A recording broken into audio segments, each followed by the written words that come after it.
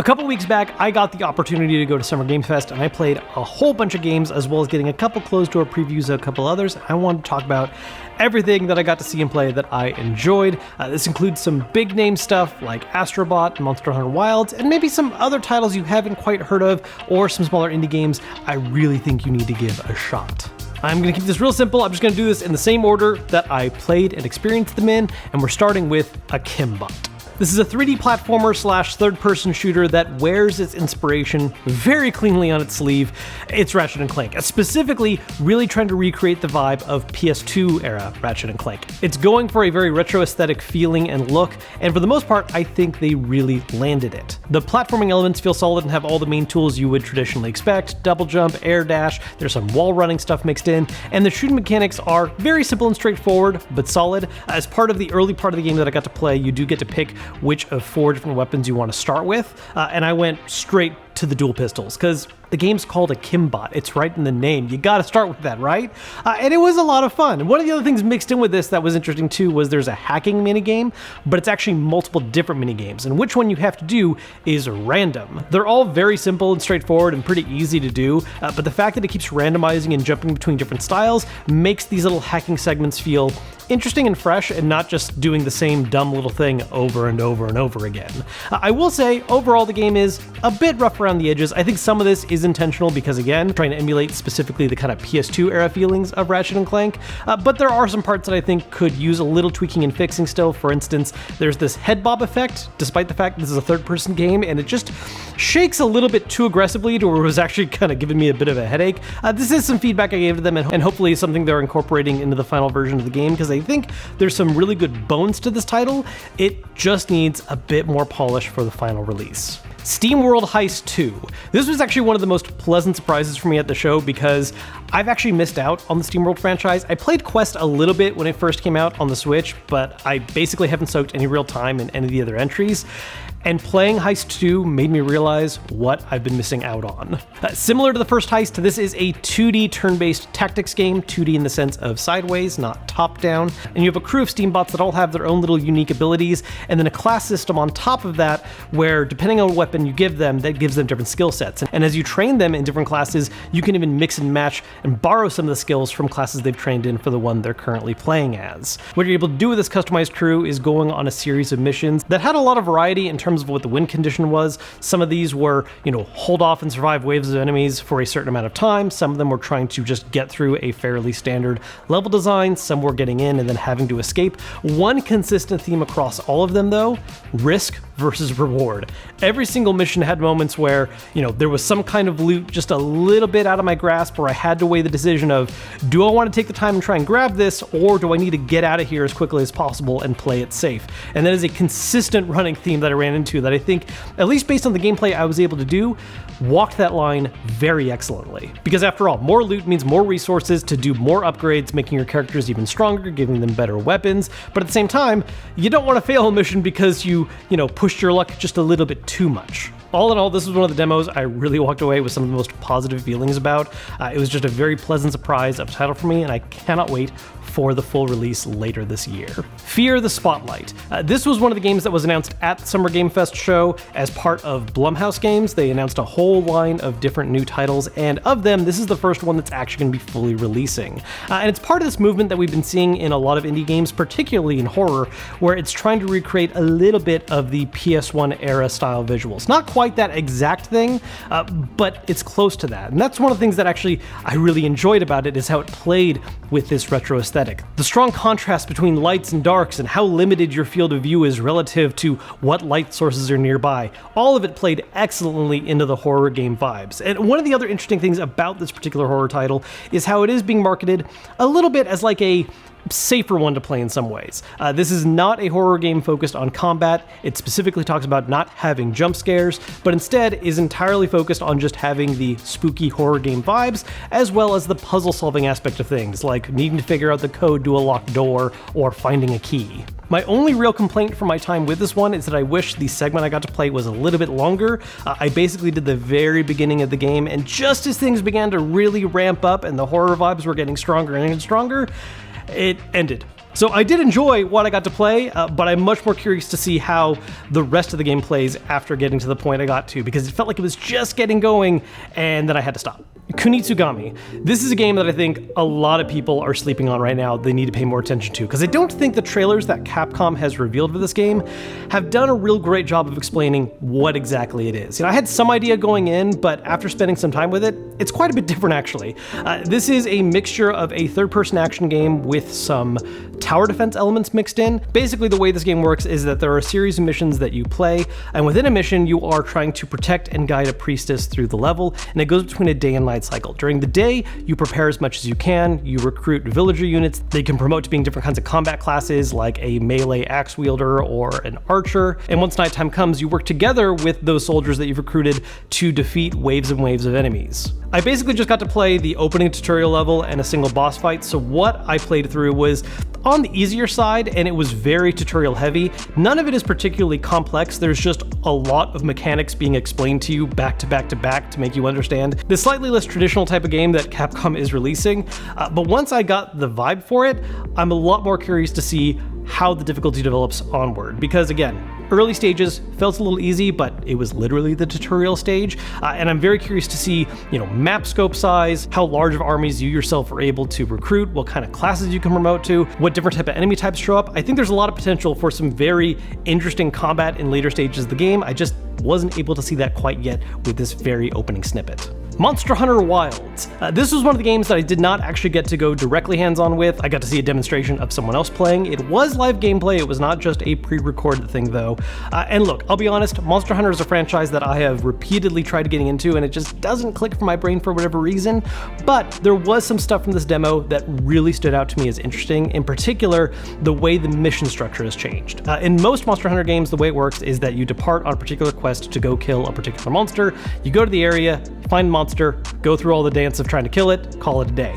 With Wilds though, this is flipped, where instead you just go out into the wilds and then that's where you find what monsters you want to hunt and what you want to do. And you can even have these monsters interact in different ways. So for instance, you can find an enemy and that's the monster you want to hunt and kill for resources, but as part of that, you have it chase you to where another monster is and then have them fight and duke it out for a little bit so you can use that to your advantage. There's all kinds of terrain stuff that plays into this as well, like sand traps that monsters can fall into, or setting off a detonation that makes rocks fall on them to deal a whole bunch of damage. There's a lot of interesting ways where, compared to the more mission-based structure of other Monster Hunter titles, this feels more like an actual world that you're exploring and interacting with in a way that, to me, honestly feels a lot more intuitive versus the mission-based structure of past games. Again, I'm not the biggest Monster Hunter guy out there, but what I saw in this demonstration certainly makes me curious all over again to maybe give this one another shot.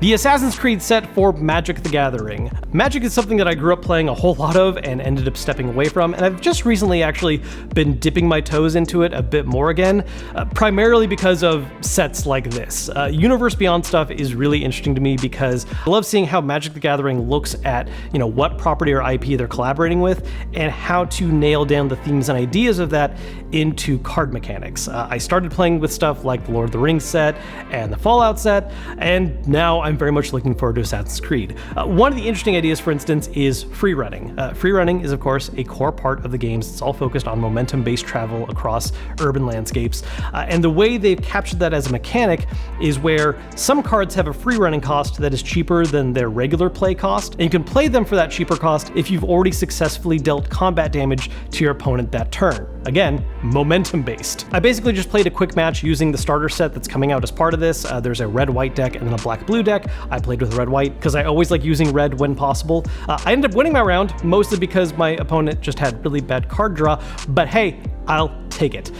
One of the things I do really enjoy about these sets too, aside from the mechanics, is just basically treating them like little art cards.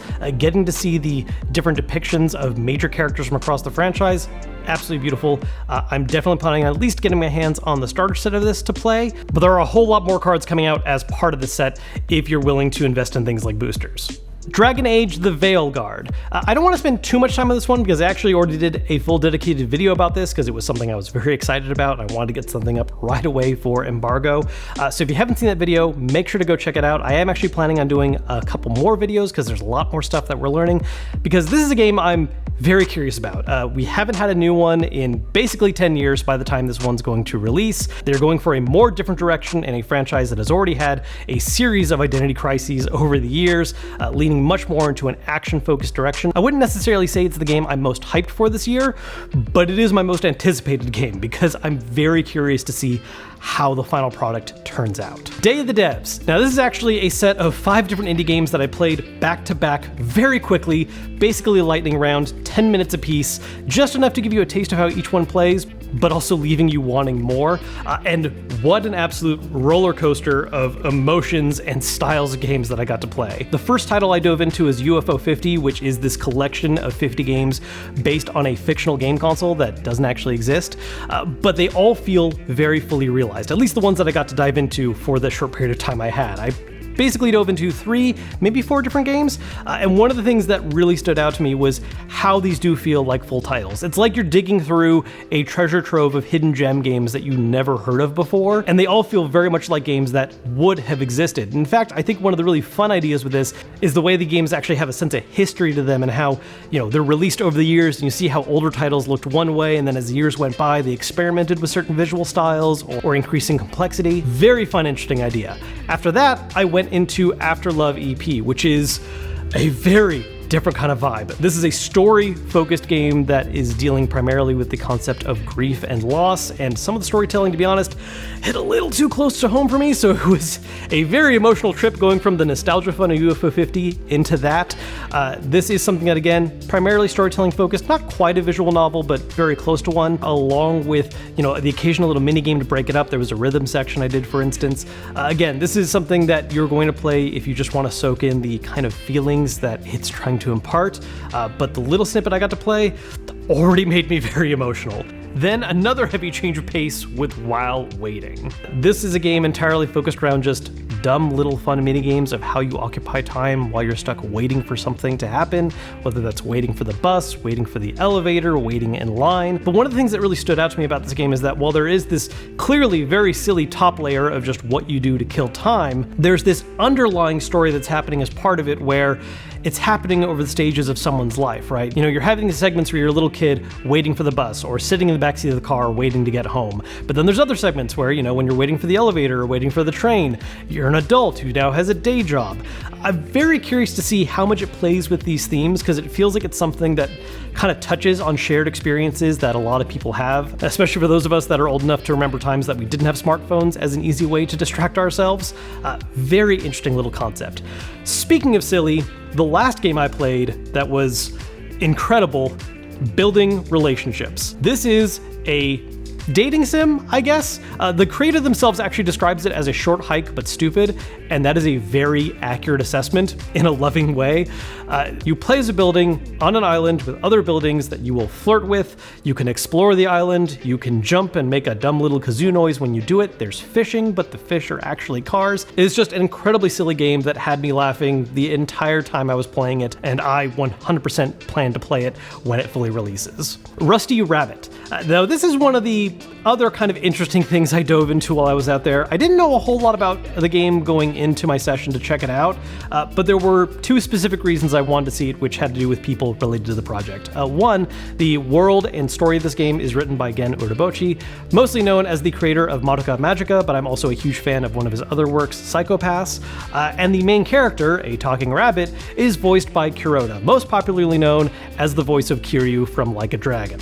And so knowing only those 2 things, I had to dive in and check it out, and what a utterly wild premise. The whole thing takes place in a post-apocalyptic world where humans have died out, rabbits have replaced them, they found a copy of Peter Rabbit and they basically treat it as the Bible. It is some wild stuff. The gameplay itself, pretty straightforward. 2.5D action platformer, not quite a Metroidvania where you're going back and forth between areas. Instead, you're proceeding through fairly linear levels along with some randomized stuff to grind out materials and resources. You can level up to gain better skills, get some new weapons. Pretty straightforward stuff that looks like it's going to be solid, but the accompanying concept with it, that's what honestly really has my attention, because just what is going on here? Astro Bot. This was one of the things I was most excited to check out. I was a huge fan of Astro's Playroom, and I've been very excited to see what Team Asobi could do with a larger scale version of that. And at least based on the roughly 45 minutes I spent playing Astro Bot, it nails it. If you enjoyed Astro's Playroom, you're gonna like Astro Bot because it is, in a way, more of the same, but a lot more of it in a much larger scale. As part of the demo I played, there were a couple traditional levels that felt like levels from Playroom, but again, a little larger in scope.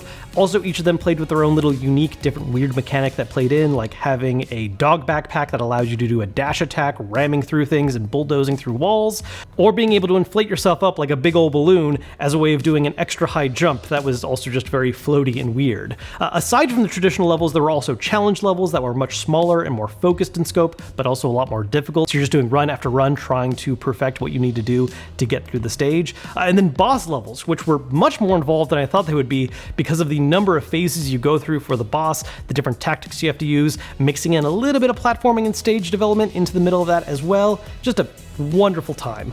Again, if you enjoyed Astro's Playroom, I cannot think of a reason why Astro Bot would not appeal to you as well. Everything here was just absolute pure joy. LEGO Horizon. To be perfectly honest, the LEGO franchise is one I've never been that big on. I've dipped my toes in a couple of them, but I will say one of the things I really enjoy about looking at new LEGO games is similar to what I was saying earlier about Magic the Gathering and Assassin's Creed, is I love seeing how these collaborations of styles play with the themes from one another. And there are themes and mechanics from Horizon that have made their way into this game. For instance, enemies having specific weak points and breakable parts that you have to target. But at the same time, because it's LEGO, there's a whole lot of additional customizable fun stuff you can do, not only with your character's outfits, but also building up the village that Aloy comes from. And that's another thing that's actually really interesting, is that because it's effectively a silly retelling of some of the events from the games, they're reusing, as far as I can tell, at least in the bit I played, all the same voice actors. They're all just playing much sillier versions of themselves to fit that LEGO vibe. The time I spent in this demo was also actually in co-op, and that was a lot of fun. This feels like something that could be a great family title to dive into, which is refreshing to see, because I think PlayStation's been having a very heavy focus on third-party cinematic action-adventure type stuff, and seeing more playful things like Astro Bot and LEGO Horizon just feel like a great breath of fresh air. Battle Aces. This is a new RTS that was announced at Summer Games Fest, and it's from a lot of veterans that used to work on franchises like StarCraft, and it has an interesting, different approach to the RTS format, primarily speeding things up a lot. Instead of having to worry about things like building up your initial resources and having to make a few mining units and ramp up productivity that way, you just start matches right away with bots that are producing resources. You can go right into unit production. You can research being able to build stronger units without having to actually build a separate building first. It's all focused on taking the experience of ramping up an army in competitive RTS and just doing it as fast as possible as you can get right into the action, instead of having a bunch of build-up time that just inflates the size of matches. Because this is entirely focused on PvP and is a bit of a different play on the RTS formula, unlike games like StarCraft or Warcraft where you have specific factions that have specific units, you instead have a customizable unit deck where there are slots that occupy things like, oh, here's your cheaper early on units, here's some more expensive ones you have to build up to later, and you can pick the ones that you want to build your particular playstyle out, including a flex position where you can double up on certain advanced levels so you have options depending on what your opponent might be doing. I will say, I'm not the biggest competitive RTS guy. Most RTSs that I've played, I primarily have focused on just playing through the campaign mode and having a great time there. But Battle Aces did stand out to me as something that very heavily changes the feeling of the game because it is so focused on just getting right into the action without any of the time focused on ramp up. Phantom Blade Zero. This was the last thing I got a chance to play in. In fact, I didn't even have an appointment for it. I just kind of snuck it in at the very end of the day. And this was one that also surprised me a little bit, because based on the trailers and things that we saw, I knew it was going to have Souls-like elements involved, but I assumed it was going to be fairly traditional in that regard. And instead, while it does have those elements, it's actually walking a bit of a balance point between the Souls-like formula and then more traditional, faster-paced action games like, say, Devil May Cry. The bones here are very recognizable as things that you would do in Dark Souls, the pacing of some things, but it's all a little faster and a little more forgiving. Things like the size of your parry windows, or the number of invulnerability frames that you have while dodge rolling, how much damage enemies do. It's all just scaled back a little bit to be a bit more forgiving, while also giving your character a whole lot of very fancy looking and very fun moves to do. If Souls-like gameplay is interested in you, but you've never been that big on also having the very high challenge, this looks like it's going to be a very accessible midpoint game where you're getting a little bit of that style, but with something that's going to allow you to experiment and mess around a little bit more and just have a bit of an easier time trying to get through it, at least based on the segments I was able to play. While there is a hierarchy to these games in terms of what stuff I think stuck with me a little more and I had a better time with, in particular, SteamWorld Heist II, Astro Bot, UFO 50, and Kunitsu-Gami, everything that I at least spent some time talking about in this video, I thought was very solid. A lot of great variety and different styles of games. If any of it caught your attention at all, I definitely recommend keeping your eye out on these titles. As always, if you enjoyed this video, hit the thumbs up button to let me know. Subscribe if you haven't yet. I've been really enjoying putting some more videos back up on this channel. I got a lot more stuff planned for the near and far future, so if you don't want to miss out on that stuff, make sure to subscribe, and until then, I will see you all later.